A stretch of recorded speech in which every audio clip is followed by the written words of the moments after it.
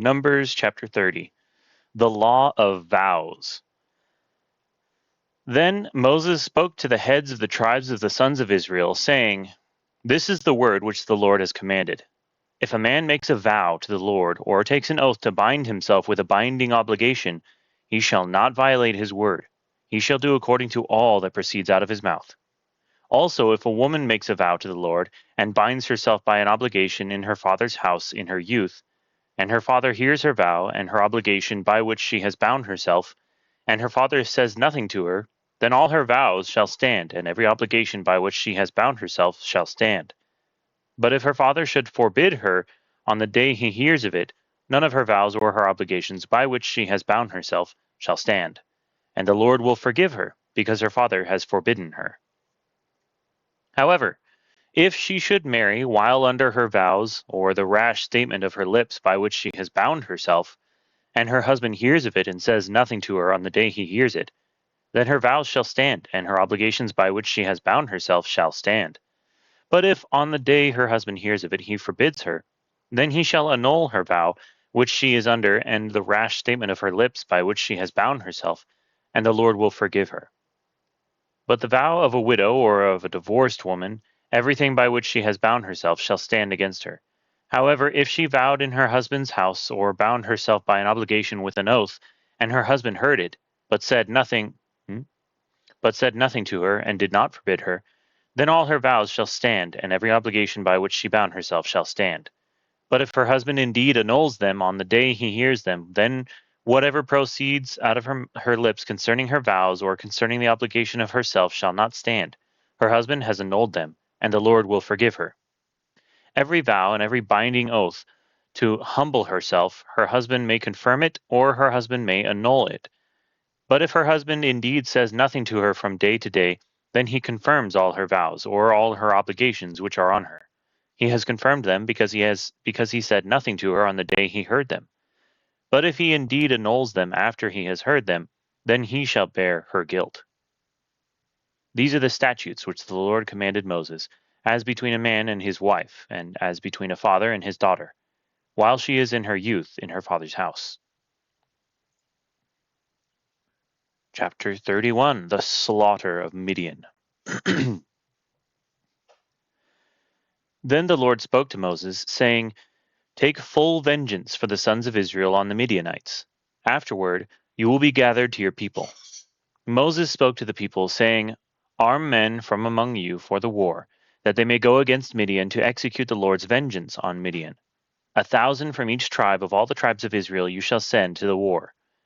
So there were furnished from the thousands of Israel 1,000 from each tribe. Thank you. 12,000 armed for war. Moses sent them 1,000 from each tribe to the war, and Phinehas the son of Eleazar the priest to the war with them, and the holy vessels and the trumpets for the alarm in his hand. So they made war against Midian, just as the Lord had commanded Moses, and they killed every male.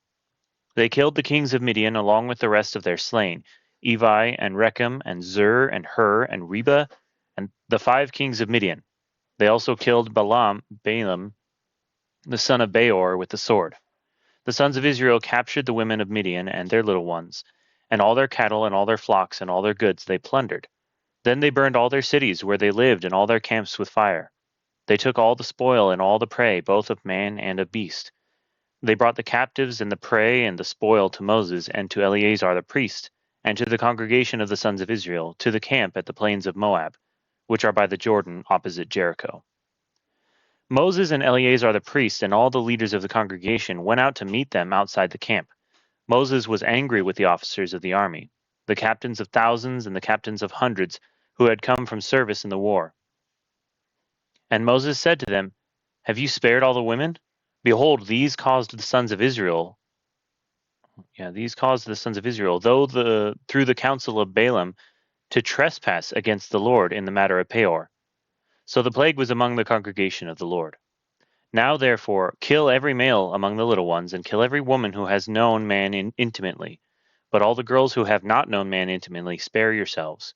And you, camp outside the camp 7 days. Whoever has killed any person, and whoever has touched any slain, purify yourselves. you and your captives, on the 3rd day and on the 7th day. You shall purify for yourselves every garment and every article of leather, and all the work of goat's hair, and all articles of wood. Then Eleazar the priest said to the men of war who had gone to battle, This is the statute of the law which the Lord has commanded Moses. Only the gold and the silver, the bronze, the iron, the tin, and the lead, everything that can stand the fire, you shall pass through the fire, and it shall be clean. But it shall be purified with water for impurity. But whatever cannot stand the fire, you shall pass through the water. And you shall wash your clothes on the 7th day and be clean, and afterward you may enter the camp. Division of the booty.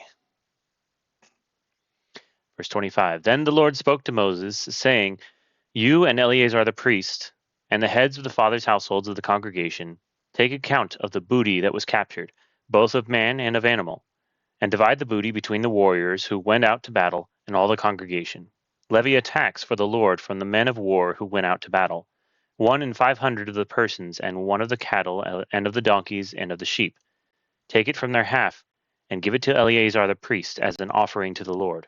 From the sons of Israel's half you shall take 1 drawn out of every 50 of the persons, of the cattle, of the donkeys, and of the sheep, from all the animals, and give them to the Levites who keep charge of the tabernacle of the Lord.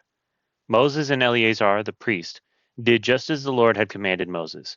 Now the booty that remained from the spoil which the men of war had plundered was 675,000 sheep, and 72,000 cattle, and 61,000 donkeys, and of human beings, of the women who had not known man intimately, all the persons were 32,000.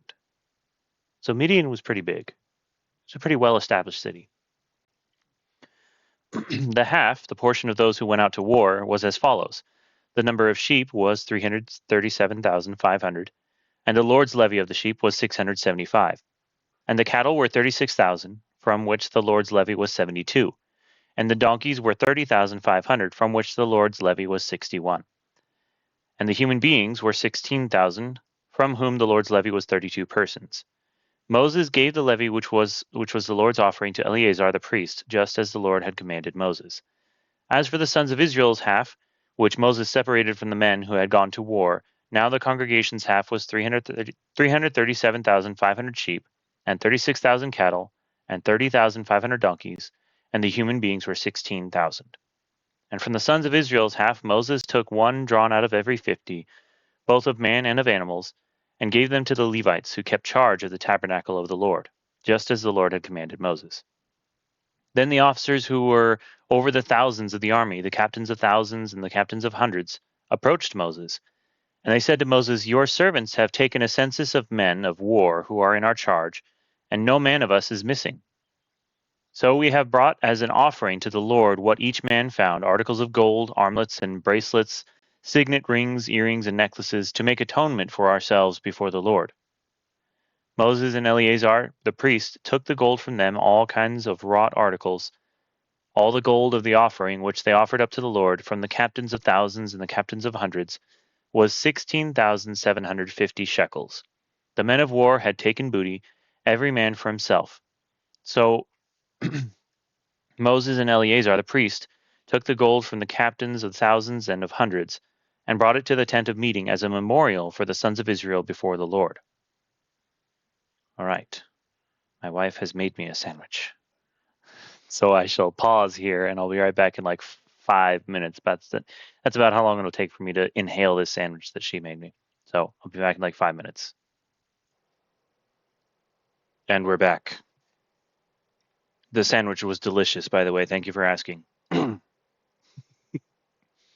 Okay. Numbers chapter 32. Reuben and Gad settled in Gilead. Now the sons of Reuben and the sons of Gad had an exceedingly large number of livestock.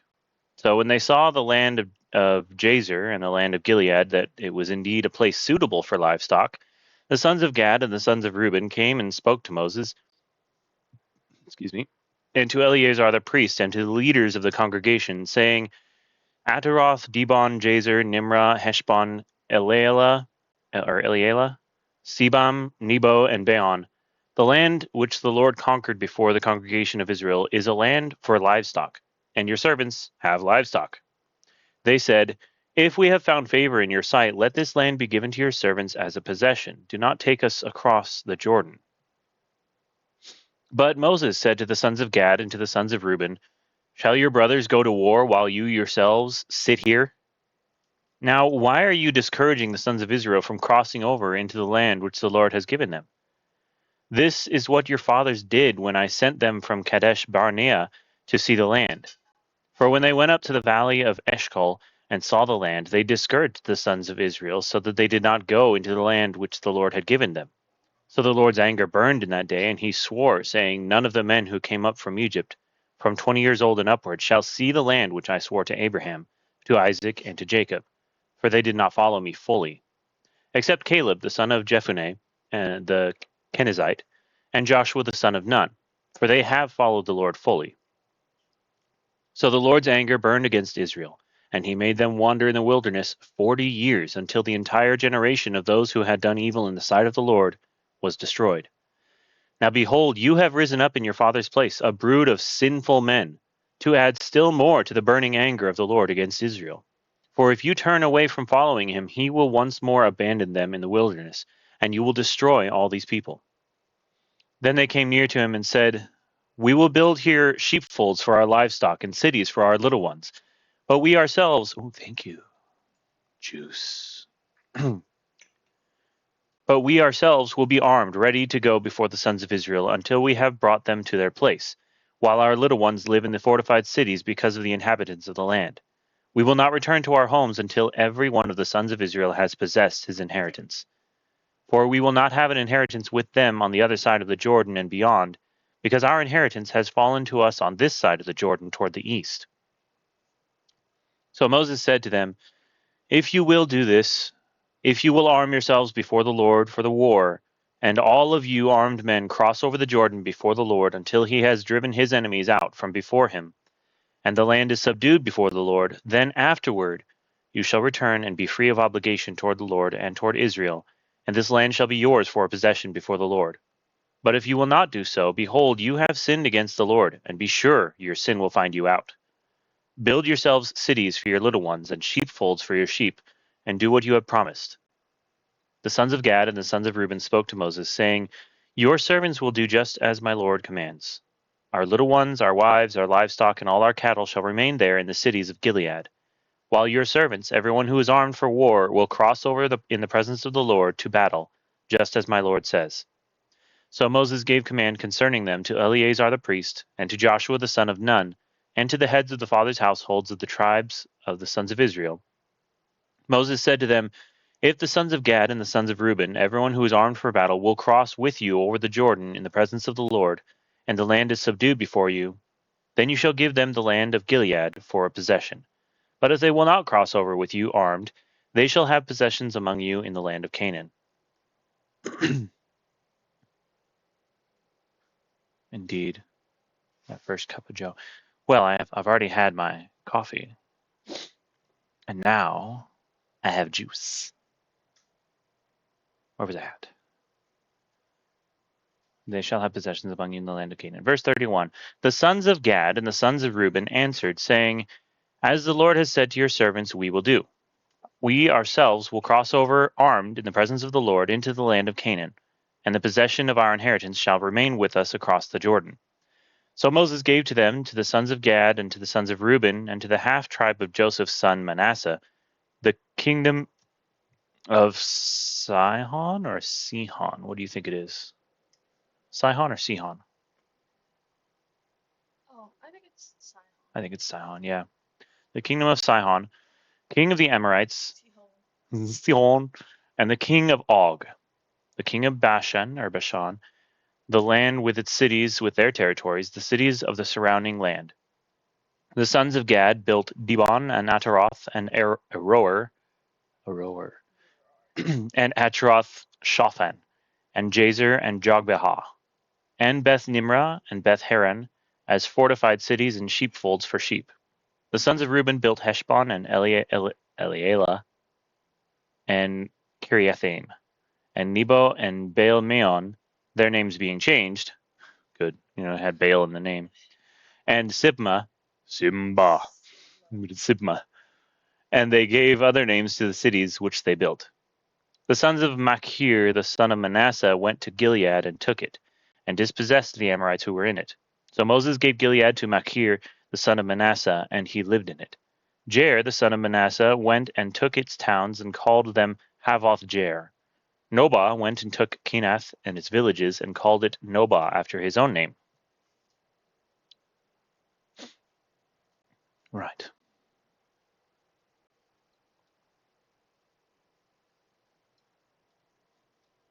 I wonder if we'll get all the way into Deuteronomy today.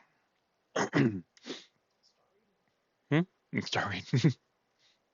Numbers chapter 33. Review of the journey from Egypt to Jordan. Oh, nice little summary, huh? These are the journeys of the sons of Israel by which they came out from the land of Egypt by their armies, under the leadership of Moses and Aaron. Moses recorded their starting places according to their journeys by the command of the Lord, and these are their journeys according to their starting places. They journeyed from Ramses in the first month, on the 15th day of the first month. On the next day after the Passover, the sons of Israel started out boldly in the sight of all the Egyptians, while the Egyptians were burying all their firstborn, whom the Lord had struck down among them. The Lord had also executed judgments on their gods. Then the sons of Israel journeyed from Ramses and camped in Succoth. They journeyed from Succoth and camped in Etham, which is on the edge of the wilderness. They journeyed from Etham and turned back to Pi-hahiroth, which faces Baal-zephon, and they camped before Migdol. They journeyed from before Hahiroth and passed through the midst of the sea into the wilderness, and they went 3 days' journey in the wilderness of Etham and camped at Marah. They journeyed from Marah and came to Elim, and in Elim there were 12 springs of water and 70 palm trees, and they camped there. They journeyed from Elim and camped by the Red Sea. They journeyed from the Red Sea and camped in the wilderness of Sin. They journeyed from the wilderness of Sin and camped at Dophkah.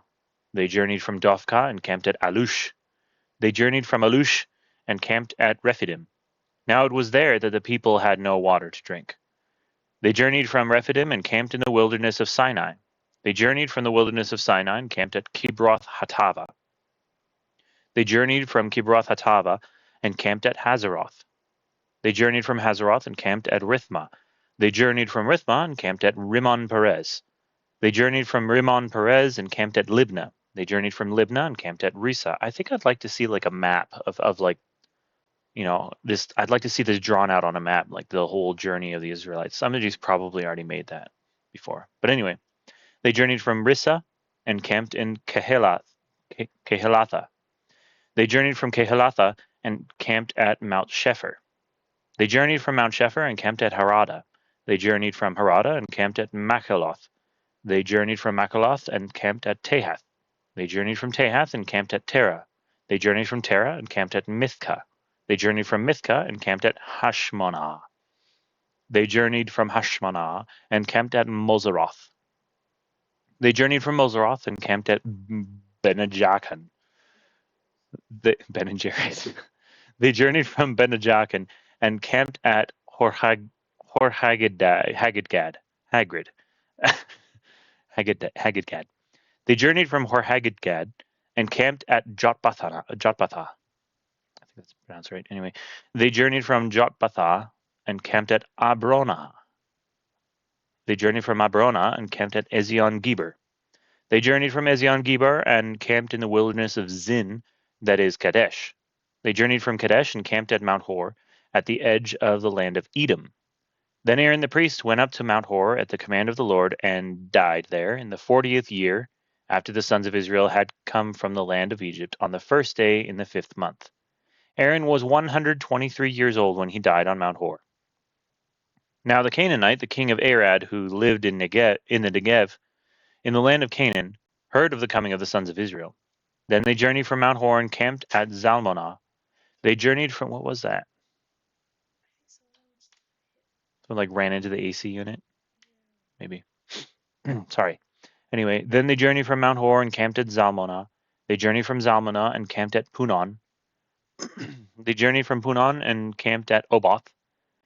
They journeyed from Oboth and camped at Abarim at the border of Moab. They journeyed from Ayim and camped at Dibon Gad. They journeyed from Dibon Gad and camped at Almon Diblathaim. They journeyed from Almon Diblathaim and camped in the mountains of Abarim before Nebo. They journeyed from the mountains of Abarim and camped in the plains of Moab by the Jordan, opposite Jericho. They camped by the Jordan from Beth Jeshimoth as far as Abel Shittim, in the plains of Moab.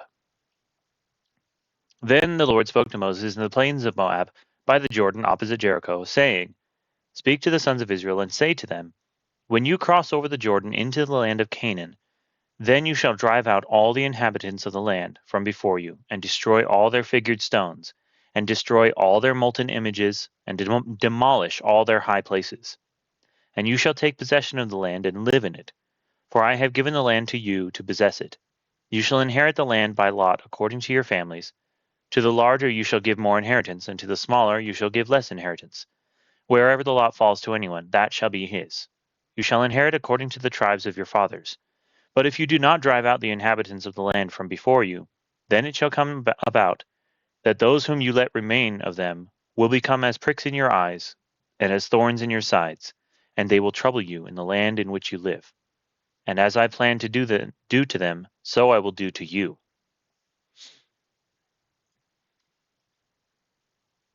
Right. Chapter 34, instruction for apportioning Canaan. More juice.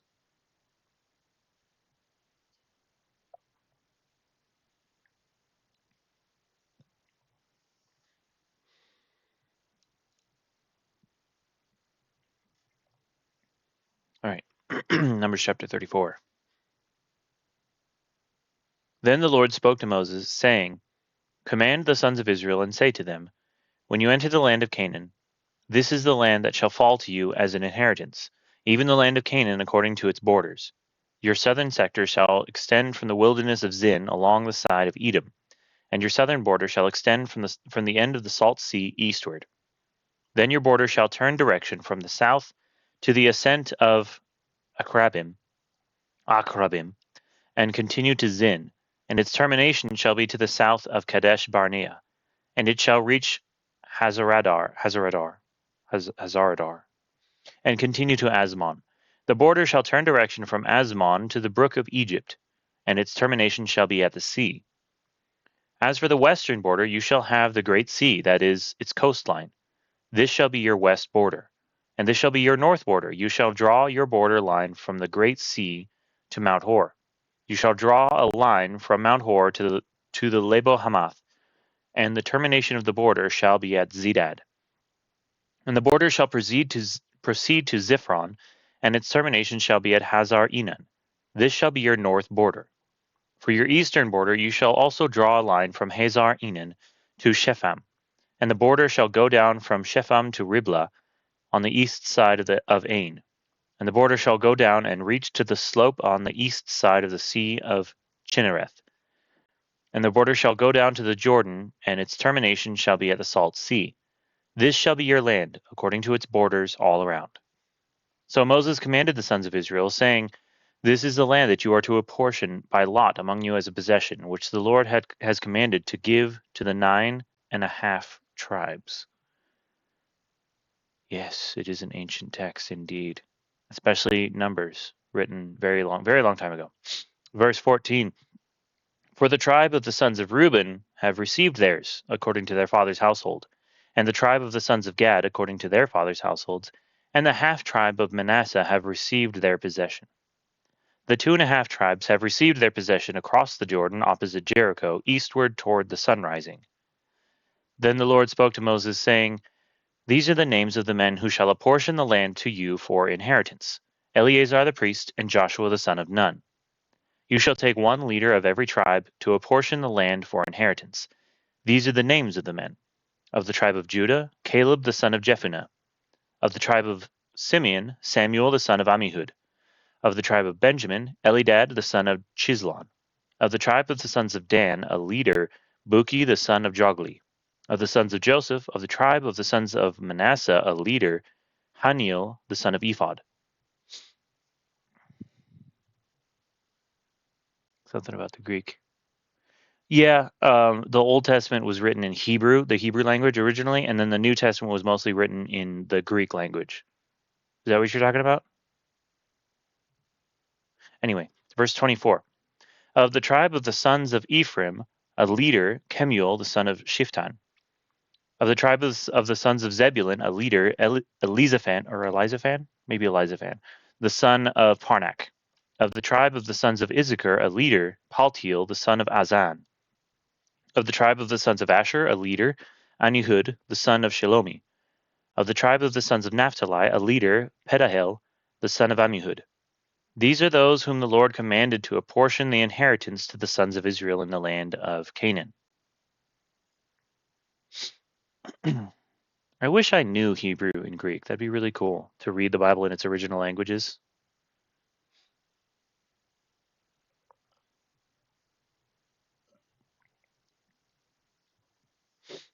All right, just 2 more chapters to go for Numbers, and then we get into Deuteronomy. All right, chapter 35. Cities for the Levites. Now the Lord spoke to Moses in the plains of Moab by the Jordan, opposite Jericho, saying, Command the sons of Israel that they give to the Levites from the inheritance of their possession cities to live in. And you shall give to the Levites pasture lands around the cities. The cities shall be theirs to live in, and their pasture lands shall be for their cattle and for their herds, and for all their beasts. The pasture lands of the cities which you shall give to the Levites shall extend from the wall of the city outward 1,000 cubits around. You shall also measure outside the city on the east side 2,000 cubits, and on the south side 2,000 cubits, and on the west side 2,000 cubits, and on the north side 2,000 cubits, with the city in the center. This shall become theirs as pasture lands for the cities. Cities of refuge. The cities which you shall give to the Levites shall be the 6 cities of refuge, which you shall give for the manslayer to flee to, and in addition to them you shall give 42 cities. All the cities which you shall give to the Levites shall be 48 cities, together with their pasture lands. As for the cities which you shall give from the possession of the sons of Israel, you shall take more from the larger, and you shall take less from the smaller. Each shall give some of his cities to the Levites, in proportion to his possession which he inherits. Then the Lord spoke to Moses, saying, Speak to the sons of Israel, and say to them, When you cross the Jordan into the land of Canaan, then you shall select for yourselves cities to be your cities of refuge, that the manslayer who has killed any person unintentionally may flee there. The cities shall be to you as a refuge from the avenger, so that the manslayer will not die until he stands before the congregation for trial. The cities which you are to give shall be your 6 cities of refuge. You shall give 3 cities across the Jordan and 3 cities in the land of Canaan. They are to be cities of refuge. These 6 cities shall be for refuge for the sons of Israel, and for the alien and for the sojourner among them, that anyone who kills a person unintentionally may flee there. But if he struck him down with an iron object so that he died, he is a murderer. The murderer shall surely be put to death. If he struck him down with a stone in the hand by which he will die, and as a result he died, he is a murderer. The murderer shall surely be put to death. Or if he struck him with a wooden object in the hand by which he might die, and as a result he died, he is a murderer. The murderer shall surely be put to death. The blood avenger himself shall put the murderer to death. He shall put him to death when he meets him.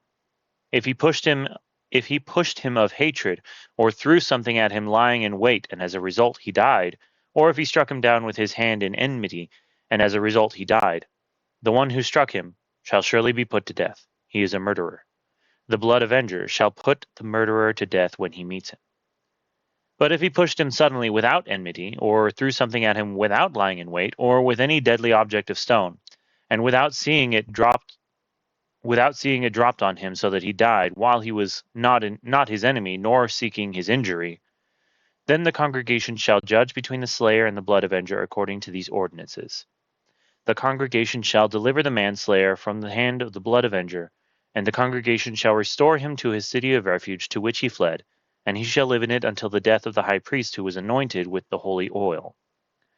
But if the manslayer at any time goes beyond the border of his city of refuge, to which he may flee, and the blood avenger finds him outside the border of his city of refuge, and the blood avenger kills the manslayer, he will not be guilty of blood, because he should have remained in his city of refuge until the death of the high priest. But after the death of the high priest, the manslayer shall return to the land of his possession. These things shall be for a statutory ordinance to you throughout your generations in all your dwellings. If anyone kills a person, the murderer shall be put to death at the evidence of witnesses, but no person shall be put to death on the testimony of one witness. Moreover, you shall not take ransom for the life of a murderer who is guilty of death, but he shall surely be put to death. You shall not take ransom for him who has fled to his city of refuge, that he may return to live in the land before the death of the priest. So you shall not pollute the land in which you are, for blood pollutes the land, and no expiation can be made for the land for the blood that is shed on it, except by the blood of him who shed it. You shall not defile the land in which you live, in the midst of which I dwell, for I the Lord am dwelling in the midst of the sons of Israel.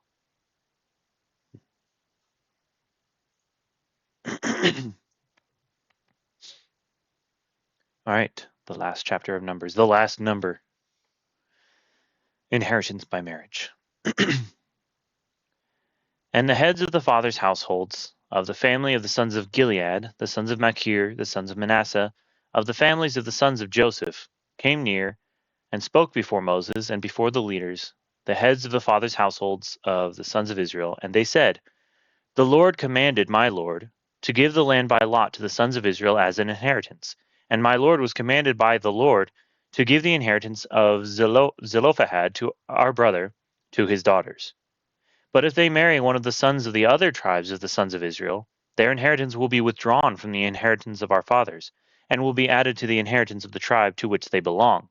Thus it will be withdrawn from our allotted inheritance. When the Jubilee of the sons of Israel comes, then their inheritance will be added to the inheritance of the tribe to which they belong. So their inheritance will be withdrawn from the inheritance of the tribe of our fathers. Then Moses commanded the sons of Israel according to the word of the Lord, saying, The tribe of the sons of Joseph are right in their statements. This is what the Lord has commanded concerning the daughters of Zelophehad, saying, Let them marry whom they wish, only they must marry within the family of the tribe of their father. Thus no inheritance of the sons of Israel shall be transferred from tribe to tribe, for the sons of Israel shall each hold to the inheritance of the tribe of his fathers. Oh, wow. That's a lot of text. 1 second. Every daughter who comes into possession of an inheritance of any tribe of the sons of Israel shall be wife to one of the family of the tribe of her father, so that the sons of Israel may each possess the inheritance of his fathers. Excuse me. Thus no inheritance shall be transferred from one tribe to another tribe, for the tribes of the sons of Israel shall each hold his own inheritance. Just as the Lord had commanded Moses, so the daughters of Zelophehad did. Mela, Tirzah, Hoglah, Milcah, and Noah, the daughters of Zelophehad, married their uncle's sons. They married those from the families of the sons of Manasseh, the son of Joseph, and their inheritance remained with the tribe of the family of their father. These are the commandments and the ordinances which the Lord commanded to the sons of Israel through Moses in the plains of Moab by the Jordan opposite Jericho. All right, so you said, I think it's more like the Greek to English translation that guides our understanding of the words.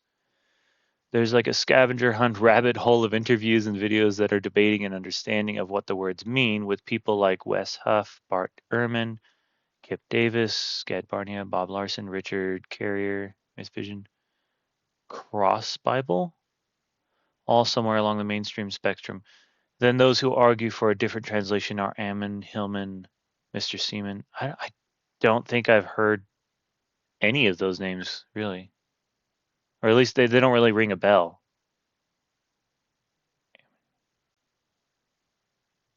Yeah, I'm not sure. Well, the translation I'm using right now is the New American Standard 1995 edition. I kind of like it. I also like the New King James.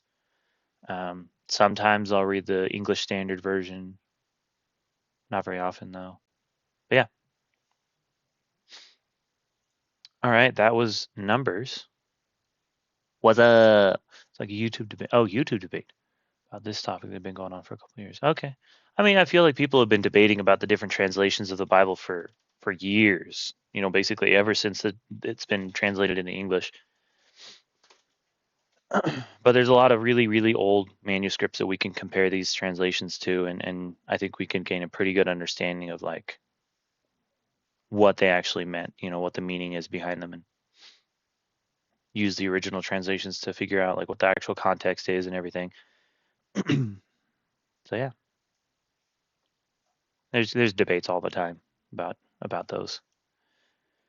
Let's get into Deuteronomy while we still have like 15 minutes left. All right, Deuteronomy chapter 1, Israel's history after the Exodus.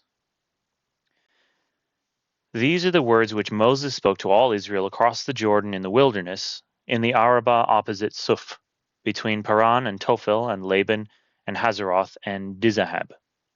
It is 11 days' journey from Horeb by the way of Mount Seir to Kadesh Barnea. In the 40th year, on the first day of the 11th month, Moses spoke to the children of Israel according to all that the Lord had commanded him to give to them. After he had defeated Sihon, the king of the Amorites, who lived in Heshbon, and Og, the king of Bashan, who lived in Ashtaroth and Edrei, across the Jordan in the land of Moab, Moses undertook to expound this law, saying, oh, one second.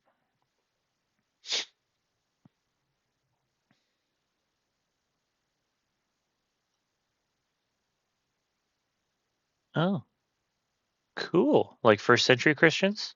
Like the writings of them?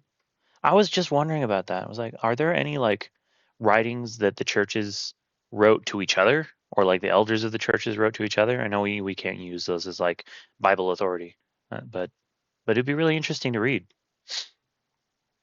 All right, verse 6. I'll back up to verse 5. That would be really cool to read. All right, verse 5. Across the Jordan in the land of Moab, Moses undertook to expound this law, saying, "The Lord our God spoke to us at Horeb, saying, 'You have stayed long enough at this mountain. Turn and set your journey, and go to the hill country of the Amorites, and to all their neighbors in the Arabah, in the hill country, and in the lowland, and in the Negev, and by the seacoast, the land of the Canaanites, and Lebanon, as far as the great river, the river Euphrates. See, I have placed the land before you. Go in and possess the land which the Lord swore to give to your fathers, to Abraham, to Isaac, and to Jacob, to them and their descendants after them.'"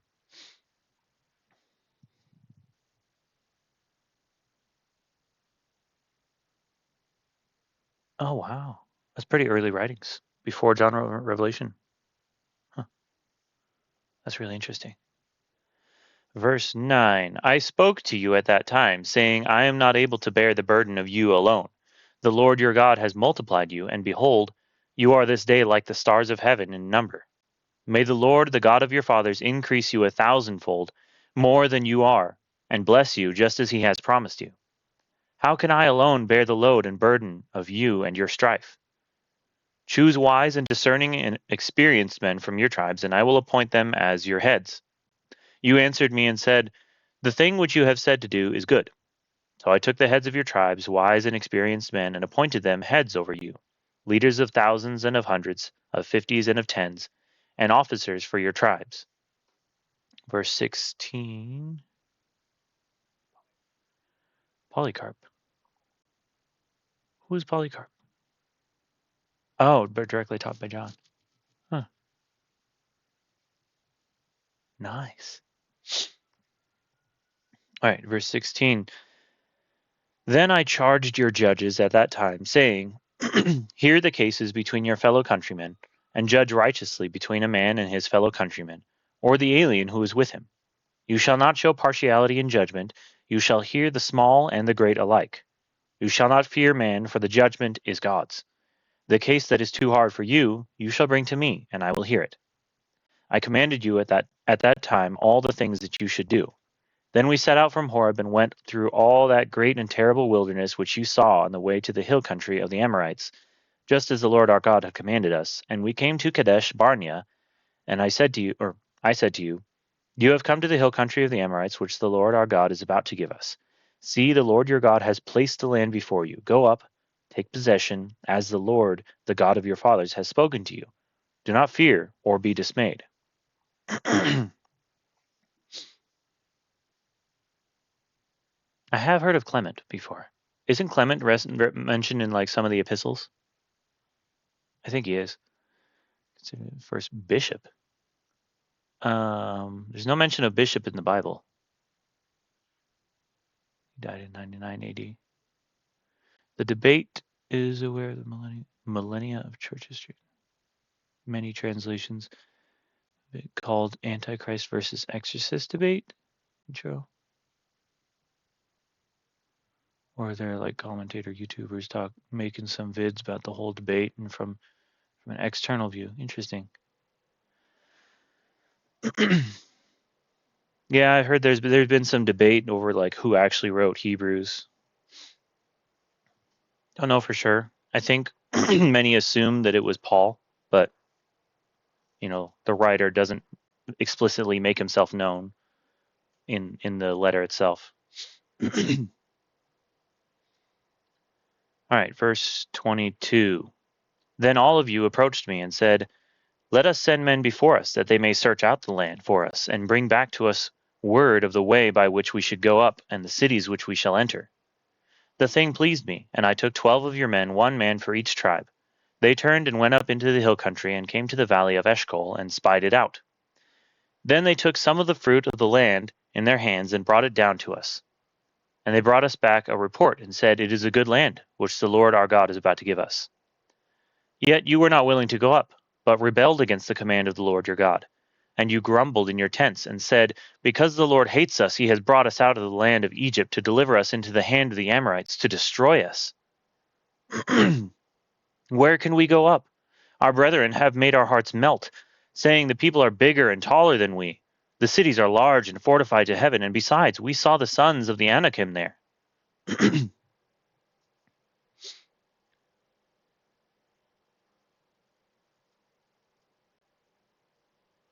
Oh, there's a lot of, okay. The debate. Oh, yeah, I already read that part. Some actually think Clement wrote the Hebrews, since 1 Clement, his letter, like heavily uses Hebrews, sometimes word for word. Oh, so some folks think he wrote it. I mean, just because he quotes from it doesn't mean he wrote it, but who knows? I can see the argument, but I don't know. Hebrews is God-breathed scripture. Yeah. Some thinks whatever that is, LXX, isn't that a Roman numeral? It's like the 70, and the Hebrew is a translation. I don't know what you mean by the LXX. Something.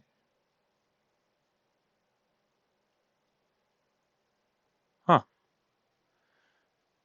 Wait, where did I leave off? Ah, you saw the sons of the Anakim there. That's right. Yeah, that's what I thought. I thought I recognized the name Clement mentioned in one of the epistles. LXX is a Greek. Oh, that's right, the Septuagint, the Greek translation of the Hebrew Bible.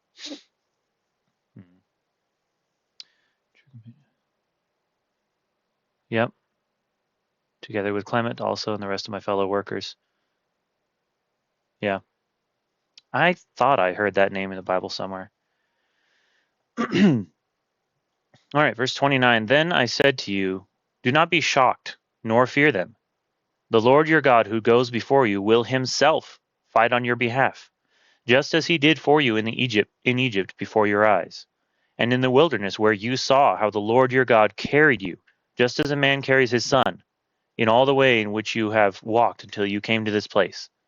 But for all this you did not trust the Lord your God, who goes before you on your way, to seek out a place for you to encamp, in fire by night and cloud by day, to show you the way in which you should go. No, it's okay. It's interesting discussions. I haven't. Yes, discussion is encouraged. Yeah. No, I'm just going back and forth. I'll answer any chats you guys have. Feel free to discuss as much as you want. All right. Verse 34. Then the Lord heard the sound of your words, and he was angry and took an oath, saying, Not one of these men, this evil generation, shall see the good land which I swore to give your fathers. Except Caleb the son of Jephunneh, he shall see it, and to him and to his sons I will give the land on which he has set foot, because he has followed the Lord fully. The Lord was angry with me also on your account, saying, Not even you shall enter there. Joshua the son of Nun, who stands before you, he shall enter there. Encourage him, for he will cause Israel to inherit it. Moreover, your little ones, who you said would become a prey, and your sons, who this day have no knowledge of good or evil, shall enter there, and I will give it to them, and they shall possess it. But as for you, turn around, and set out for the wilderness by the way to the Red Sea.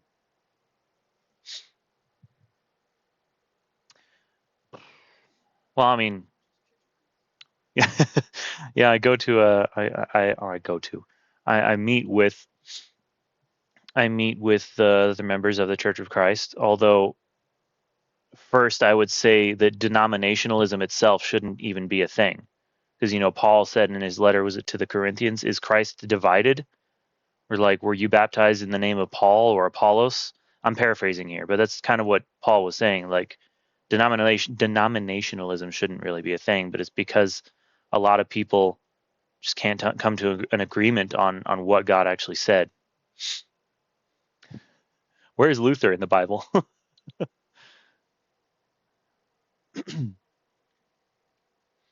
All right. Verse 41. Then you said to me, We have sinned against the Lord. We will indeed go up and fight, just as the Lord our God commanded us. And every man of you girded on his weapons of war, and regarded it as nice, to go up into the hill country. And the Lord said to me, Say to them, Do not go up nor fight, for I am not among you. Otherwise you will be defeated before your enemies. So I spoke to you, but you would not listen. Instead, you rebelled against the command of the Lord and acted presumptuously, and went up into the hill country. The Amorites who lived in that hill country came out against you and chased you as bees do, and crushed you from Seir to Hormah. Then you returned and wept before the Lord, but the Lord did not listen to your voice, nor give ear to you. So you remained in Kadesh many days, the days that you spent there. All right. Just necessary, sadly. Any ways to interpret Scripture?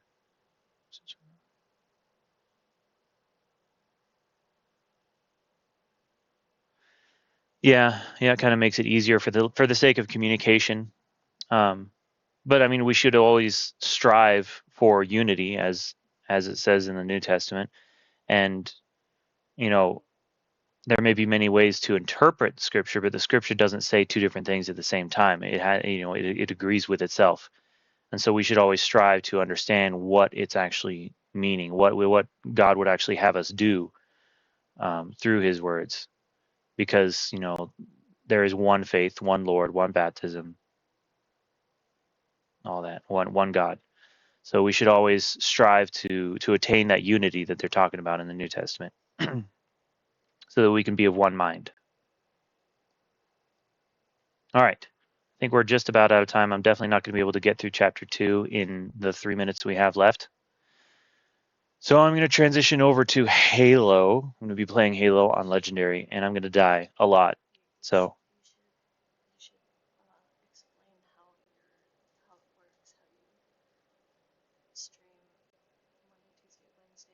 oh yeah, I mean my schedule is on Twitch, but yeah. So if you're enjoying the Bible reading part, I do this I try to do it every Monday, Tuesday, and Wednesday from 10 to 11 a.m. Pacific time. I don't know what time zone you're in, but and then from 11 to usually around 12:30, I'll be playing video games. And lately it's been Halo campaign. So yeah, thank you for your listening and participation, conversating. I have enjoyed the conversation here. All right, switching over to Halo. I'm going to put it on the Be Right Back screen for just a moment while I get that started up.